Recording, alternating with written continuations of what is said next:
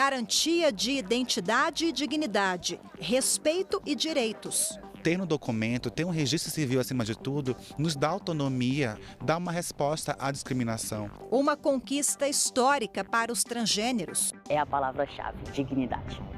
É você poder entrar e sair sem se explicar. Uma decisão que traz autonomia, resgata a dignidade e tem o poder de transformar a vida de transgêneros de todo o país. O plenário do Supremo Tribunal Federal decidiu que eles podem alterar o nome e o sexo no registro civil diretamente no cartório, sem a necessidade de cirurgia ou apresentação de laudos de psicólogos e psiquiatras. Antes desse julgamento, o caminho era longo, burocrático e desgastante. Transgênero. A palavra ainda não está no dicionário da língua portuguesa. O real significado pode confundir um pouco, mas a definição é simples. O adjetivo classifica alguém que nasce em um corpo biologicamente diferente daquele com o qual se identifica. É como nascer em um corpo em que a sua mente não se identifica com ele. Ou seja, se nasce mulher e se enxerga homem, e vice-versa. Foi assim com o universitário João Lucas Rodrigues, de 25 anos. Eu me identificava como menino, eu brincava como menino e fazia as coisas que socialmente são ditas como brincadeiras de menino, apesar de eu não achar nenhuma diferença. E ninguém se importava muito com isso porque eu era uma criança. Então, criança faz o que ela quiser. A partir do momento que você vai entrando para a adolescência, que você vai passando pela puberdade, aí sim. Aí algumas questões começam a pegar. Você começa a entender e a se perguntar se você é o que as pessoas querem que você seja, o que é que você é e por que você tem que se portar de tal maneira, se não é como você se sente. Sentir, conhecer, descobrir o que se passa na cabeça, no corpo, no coração. Não é uma tarefa fácil para as pessoas trans, principalmente no início da transição. No caso do universitário, um pequeno obstáculo dificultou essas descobertas. A minha falta de informação, acho que as minhas dificuldades eram mais internas do que externas. Apesar das pessoas não terem informação e elas me tratarem de uma forma, eu tenho certeza que se eu estivesse preparado, bem informado, eu teria como me defender, eu teria como me impor diante da ignorância da pessoa, no sentido de não saber como lidar. Então, eu passei por uma fase muito complexa de me aceitar, uma fase de aceitação muito complexa. Então, eu demorei muito, eu tive que buscar e eu estive sozinho nessa busca durante algum tempo de me entender, de conseguir me impor. Até eu conseguir sair e me libertar e falar, não, eu sou assim e eu me resolvo desse jeito, demorou um pouquinho. Para superar as dificuldades, ele precisou sair da cidade natal, no interior de Minas Gerais, e desbravar a capital do país. Em Brasília, conseguiu apoio do hospital universitário e resgatou a autoestima, a confiança. Isso é muito importante. O apoio psicológico, ele te fortalece como pessoa. Ele faz você se ver como alguém capacitado. Ah, não, peraí, eu sou capacitado, eu sei fazer isso, eu sou bom nessa função, por que eu não sirvo? Estudante de educação física e estagiário em um ministério de Brasília, o jovem conta que já foi recusado para vagas de emprego, sem conseguir nem apresentar suas habilidades. Dói porque você não tem a chance de mostrar, você não tem a chance de se apresentar. A pessoa fala, eu quero um funcionário competente, mas como que eu vou me mostrar um funcionário competente se você não me conhece? Você não parou para me ouvir, você não sabe nada sobre mim. E só pelo fato de eu ter um corte de cabelo dessa forma, você já se acha no direito de achar que eu não sirvo para a vaga. É complicado e é tenso. A história do João Lucas se confunde com a de milhares de pessoas trans. Gente que luta por respeito, oportunidade, visibilidade na vida e no mercado de trabalho. Direitos que esbarravam em obstáculos, barreiras que traziam constrangimento, as que foram rompidas pela decisão da mais alta corte do país. A decisão do plenário do Supremo Tribunal Federal garante a mudança do nome e sexo no registro civil direto no cartório de registro civil, sem burocracias, sem apresentação de laudos, sem a necessidade de cirurgia de transgenitalização. Para esta advogada, presidente do IBDFAN-DF, o Instituto Brasileiro de Direito de Família, é um passo significativo, diante da longa caminhada de combate ao preconceito, à violência e discriminação. Primeiro que você despatologiza, você tira da situação de doença. Essas pessoas não vão ser mais tratadas como doentes, pessoas que precisam ter um acompanhamento do Estado para se verificar a condição dela. Isso para essas pessoas é essencial, porque elas já sofrem bastante discriminação, então elas terem que mostrar, juntar laudo, ter atendimento por psiquiatras, para elas é uma questão muito delicada. Outra, a gente tem repercussão, por exemplo, no uso dos banheiros. Já que a partir do momento que é mais fácil elas trocarem o nome e terem isso no seu documento, no RG, no CPF, já é o suficiente para que ela utilize os banheiros de acordo com o banheiro que ela se identifique, né, com o gênero que ela se identifique. A questão de empregabilidade, você já tem ali a pessoa com o nome registral dela alterado, ou seja, o nome dela já é condizente com o seu aspecto físico. A gente ganha em dignidade, a gente ganha em cidadania. Evolução que foi comemorada pela população LGBT, decisão que segue o compasso de outros países da América do Sul e que Melissa ainda celebra. É um marco assim histórico, né? Assim, acho que é o ponto de partida para nós, como trans, começarmos também a correr atrás dos nossos objetivos sem ter medo mais, né? E também vai de encontro a várias outras questões apontadas em outros países, né? Existem países que já também passaram, né, dessa barreira, conseguiram transpor ela, como exemplos da Argentina, do Uruguai, que possuem leis de identidade de gênero. São leis que regulamentam exatamente a decisão do STF, com essa decisão que nos traz dignidade de vida acima de tudo, né? E também não patologizante, não mais nos designam como pessoas doentes, e sim como cidadãs de direito. Isso que é o mais importante. Melissa, que é uma mulher trans, tem 29 anos. Nas redes sociais, ela coleciona milhares de seguidores. Aproveita a popularidade para defender os direitos das pessoas transgêneros.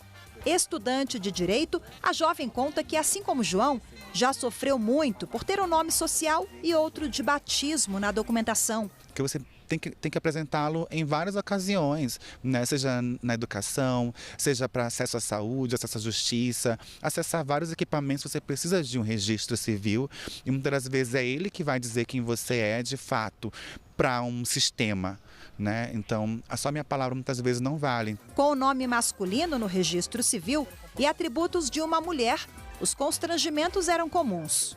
Já passei pelas questões de ter que ficar, né, me justificando e me explicando por que eu quero ser chamada por outro nome e não aquele de registro.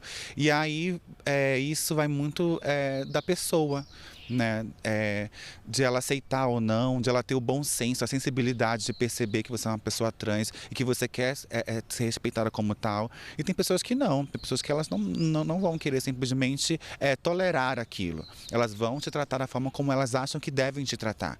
Muitas vezes é uma forma preconceituosa. Melissa e João já conseguiram alterar os principais documentos, mas sofreram, batalharam muito. O universitário diz que até conseguir um novo registro civil, há 3 meses, ficava exausto de sempre repetir a mesma coisa. Toda vez que você precisa se impor, se explicar, se justificar por aquilo que você é cansativo. Aquilo vai te corroendo. Porque eu não fiz nada, eu não cometi crime algum, porque cargas d'água eu tenho que ficar me justificando. Daqui a pouco você vai ver como foi esse julgamento, em que, por unanimidade, o plenário do Supremo Tribunal Federal reconheceu que a mudança no registro civil pode ser feita sem alteração de sexo. Acompanhe como votou cada ministro do STF e a participação histórica da primeira advogada transexual a fazer uma sustentação oral na tribuna da Suprema Corte. O gênero da pessoa não pode depender de demonstração exaustiva de certo padrão de feminilidade ou de masculinidade para que se conceda a retificação do registro civil a pessoas trans.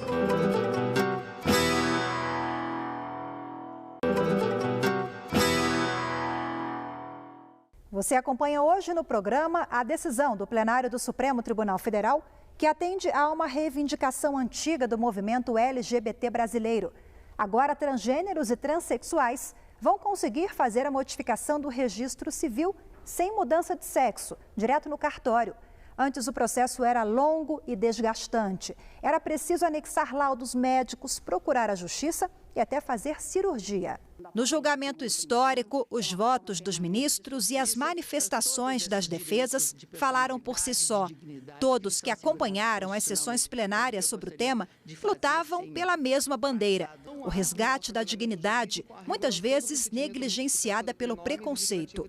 Foi assim em junho do ano passado, em fevereiro e março deste ano, quando o julgamento chegou ao fim. E eu aqui trago especificamente o caso mais doloroso, que é na hipótese de trans homens, né?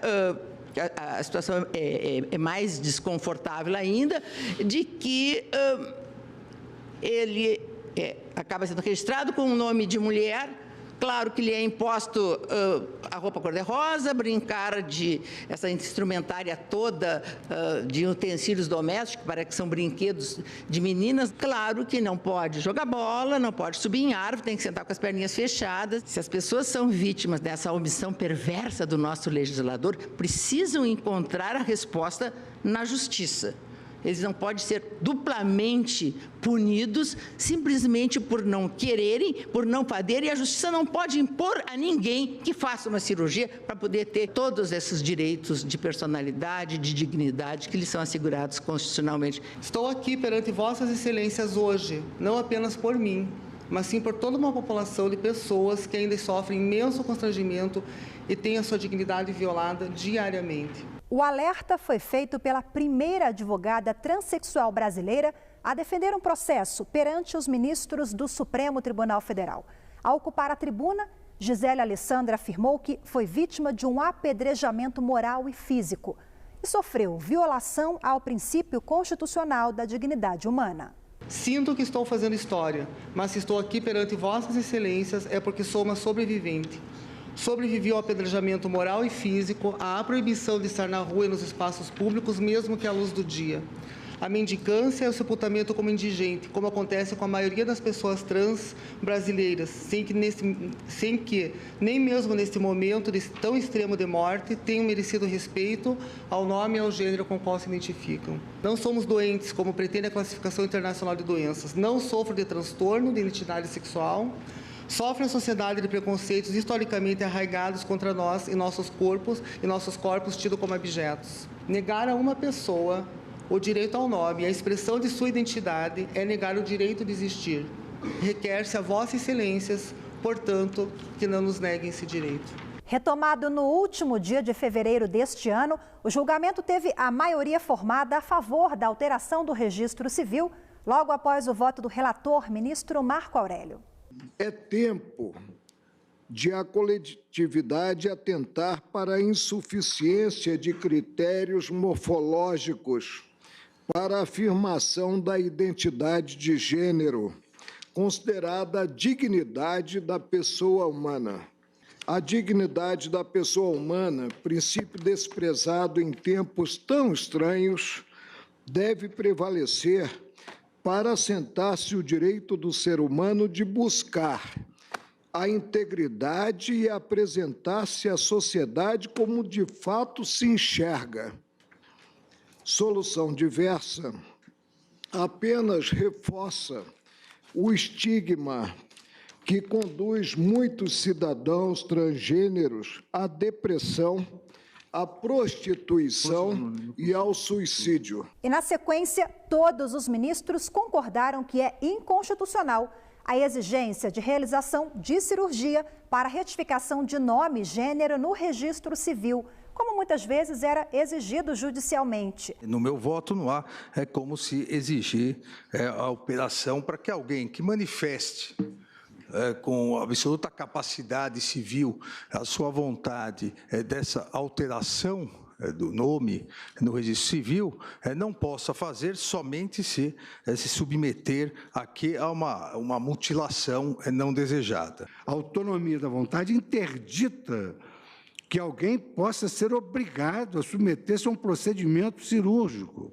máximo em se tratando de um procedimento invasivo, arriscado e irreversível. Embora inegavelmente concorde com demais colegas com o mérito da ADI, manifesto-me, porém, de forma contrária ao estabelecimento de requisitos mínimos pré-estabelecidos para a mudança. A divergência se concentrou apenas em determinar qual seria a natureza do procedimento exigido, se seria necessária a intervenção do judiciário ou bastaria a mera alteração no cartório para garantir o direito de adequação dos registros. Prevaleceu a última posição. Eu estou, em resumo, neste voto, afirmando 3 premissas que sintetizo em 3 frases. A primeira: o direito à igualdade sem discriminações abrange a identidade ou a expressão de gênero. A segunda: a identidade de gênero é manifestação da própria personalidade da pessoa humana e, como tal, cabe ao Estado apenas o papel de reconhecê-la, nunca de constituí-la. E a terceira: a pessoa não deve provar o que é e o Estado não deve condicionar a expressão da identidade a qualquer tipo de modelo, ainda que meramente procedimental. A base do meu voto na Constituição está assentada no inciso 3º do artigo 1º, o direito à dignidade, está assentada no inciso 10º do artigo 5º, o direito à intimidade, à vida privada, à honra e à imagem. Eu acho que nós estamos escrevendo uma página libertadora para um dos grupos mais marginalizados e mais estigmatizados dentro da sociedade. Eu gosto de dizer que a causa da humanidade e o avanço do processo civilizatório consiste na superação dos preconceitos, dos que a gente traz dentro da gente mesmo e dos que a gente incorpora a partir da sociedade. De modo que a evolução da condição humana, essa marcha contínua na direção do bem, é a superação dos preconceitos contra mulheres, contra negros, contra índios. Você discriminar alguém por ser transexual é discriminar a pessoa por uma condição inata. Portanto, é como discriminar alguém por ser latino-americano, ou por ser norte-americano, ou por ser árabe. O que, evidentemente, foge a qualquer senso de razão. Eu estou reafirmando todos os princípios e a minha compreensão sobre o tema que está expressa em voto escrito, mas acolho a ampliação proposta pelo ministro Fachin, exatamente nos termos colocados, e agora, de uma certa forma, plenamente endossados pelo ministro Luiz Roberto, no que tange a desnecessidade de um comando judicial expresso. Eu assento a premissa que o direito à retificação do registro civil, de modo a adequá-la à identidade de gênero, concretiza a dignidade da pessoa humana na tríplice concepção da busca da felicidade, do princípio da igualdade e do direito ao reconhecimento. E concluo, senhora presidente, que todos esses grupos minoritários, eles têm o direito à autodeclaração. Assim são com os povos indígenas, assim com os quilombolas e assim também com os transgêneros. Não pode o Estado democrático de direito conviver com o estabelecimento de uma diferença entre pessoas e cidadãos com base em sua sexualidade ou gênero. Assim como é inconstitucional punir, perseguir ou impedir o acesso dos homossexuais, e diria eu, no contexto da presente causa, dos transgêneros a bens socioculturais, é igualmente inconstitucional excluir essa parcela de cidadãos do direito à segurança em suas relações afetivas. Nesse passo, o Poder Judiciário assume sua mais importante função, a de atuar como poder contra-majoritário, de proteger as minorias contra imposições desarrazoadas ou indignas das maiorias. Ao concluir o julgamento, a presidente do Supremo, ministra Carmen Lúcia, ressaltou o avanço significativo da decisão. Lembrou que o tribunal é o guardião da Constituição de 88 e deve fazer valer princípios como o da igualdade, respeito e dignidade de todas as pessoas, independentemente de raça, cor, religião ou gênero. Portanto, nós temos, neste caso, um avanço significativo para dizer, não apenas para a sociedade, no sentido do outro, mas de dentro de casa, o que isso representa em termos de o outro, o familiar, ser causa não de amparo, como no meu caso eu sempre tive, acredito que a Procuradora-Geral também, a ministra Rosa e todas as mulheres do mundo, que cada vez mais denunciamos os preconceitos contra nós, mas, neste caso, quem devia dar o primeiro amparo, o primeiro abraço, às vezes, é quem lança a primeira facada de preconceito e o primeiro lanço de sofrimento. E por isso eu acho que quando nós dizemos isso, somos todos iguais, sim, na nossa dignidade, mas temos o direito de ser diferentes em nossa pluralidade, nossa forma de ser. E o Estado há que registrar o que a pessoa é, e não que o Estado acha que cada um de nós deveria ser segundo a sua conveniência. Eu baseei meu voto no princípio constitucional da dignidade, no princípio constitucional da igualdade material, no princípio da honra, respeito à honra e à imagem, e o princípio da liberdade. Porque ninguém é livre sendo que o outro diz que você é aquilo que você não é, e tendo de viver uma mentira permanente, não a busca da verdade pessoal para ser verdadeiro com o outro e para ser verdadeiro com a sociedade. Os direitos de pessoas trans ganharam visibilidade, novos significados. Os transgêneros ocupam cada vez mais espaços. É o que você vai ver no próximo bloco.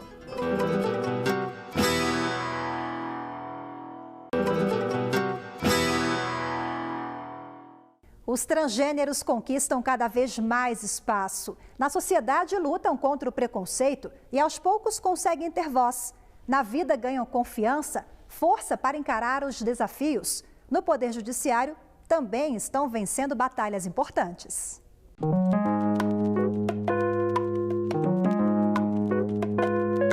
Nos últimos anos, a população LGBT comemorou avanços e reconhecimento de direitos. Em 2011, foi a decisão do Supremo Tribunal Federal que reconheceu a união homoafetiva como unidade familiar. O julgamento, na época, ganhou repercussão nacional e foi muito celebrado. STF! Já arrasou! Mais amor! STF! O Supremo Tribunal Federal ganhou um abraço simbólico.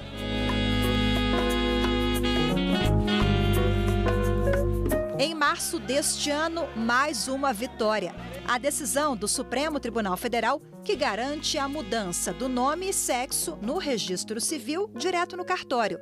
Um passo significativo diante da longa caminhada de combate ao preconceito, à violência e à discriminação. Para a advogada, mostra que o judiciário está cada vez mais adaptado às novas realidades sociais. Nós temos modificações muito relevantes com relação a essa decisão do STF. Essa decisão ela traz uma autonomia e dignidade para a população trans que estava muito além do imaginado pela própria comunidade jurídica. Por quê? Porque até então a gente tinha que fazer essa alteração de nome e de gênero através de ações judiciais, tá? Ou através de um processo de retificação de registro, ou através de um processo de retificação de gênero, ou ambas as questões tratadas em um único processo. A partir da decisão do STF, essa alteração pode ser feita direto no cartório de registro civil, através da autodeclaração. No processo judicial, normalmente se pedia laudos de psicólogos, psiquiátricos, acompanhamento pelo psicossocial, o Ministério Público às vezes intervinha. Agora não, basta a pessoa ir lá, se declarar, através de uma autodeclaração, falar que quer retificar tanto o seu registro, a alteração do seu nome, para aquele nome que ela utiliza socialmente, o nome social, e também a alteração do seu gênero, para o gênero pelo qual ela se identifica. Este oficial de cartório do Distrito Federal explica que, na prática, o procedimento vai ser fácil e rápido. Basta ter em mãos os documentos pessoais e fazer a autodeclaração. Como é um direito da personalidade, então personalismo, é importante que a própria pessoa se dirija ao cartório, e especificamente o cartório onde ela teve o registro de nascimento, e esse cartório em específico vai dar início ao processo de alteração. Nessa modalidade de averbação, apresentando documentação que documentação civil básica, CNH, RG, certidão de nascimento e comprovante de inscrição no CPF. Essa é a documentação básica até a posterior alteração do CNJ ou regulamentação do CNJ. Com essa documentação e feito o pagamento da averbação, o oficial do cartório analisará aquela documentação, em estando ok, lembrando que não é mais necessário cirurgia nem laudo, será feita a alteração do registro de nascimento com a emissão de uma nova certidão. E com o cuidado feito pelo cartório de manter essa alteração em sigilo. Então, apenas aquela pessoa que fez a alteração terá acesso ao histórico dessa alteração. O João e a Melissa, que você conheceu no primeiro bloco do programa, eles já conseguiram a alteração do nome no registro civil e comemoram. Acreditam que a decisão traz mudanças positivas, mesmo que a longo prazo. Eu acredito que não vai mudar de imediato. Eu acho que vai mudar com o passar do tempo, com o passar por conta dessa iniciativa, principalmente, né? Uma iniciativa de você poder ter no seu registro o seu nome e o gênero com o qual você se identifica. Então, todas as pessoas ao seu redor vão se sentir muito mais, não vão mais ter o argumento para poder tentar te discriminar de uma forma, né, mais formal mesmo, dizendo, atestando que seu documento não condiz com aquilo que você é.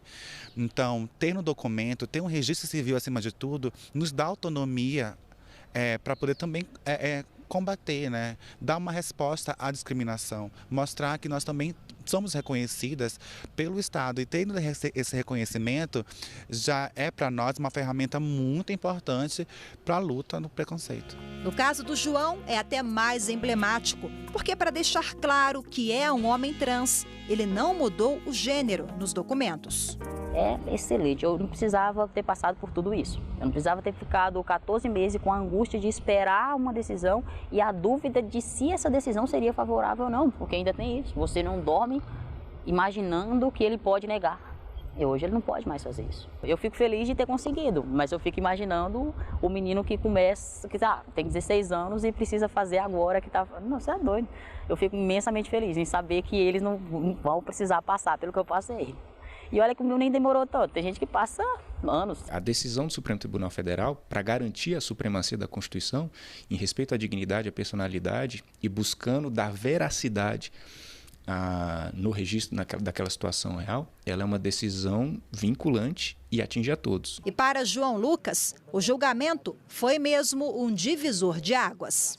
A partir do momento que você tem um documento que está de acordo com aquilo que você é, você olhar para um documento e se reconhecer enquanto pessoa, isso é transformador. Isso mexe com a sua vida de um jeito que você não tem como mensurar. Você já acorda de manhã sabendo que você é você e ninguém pode contestar isso.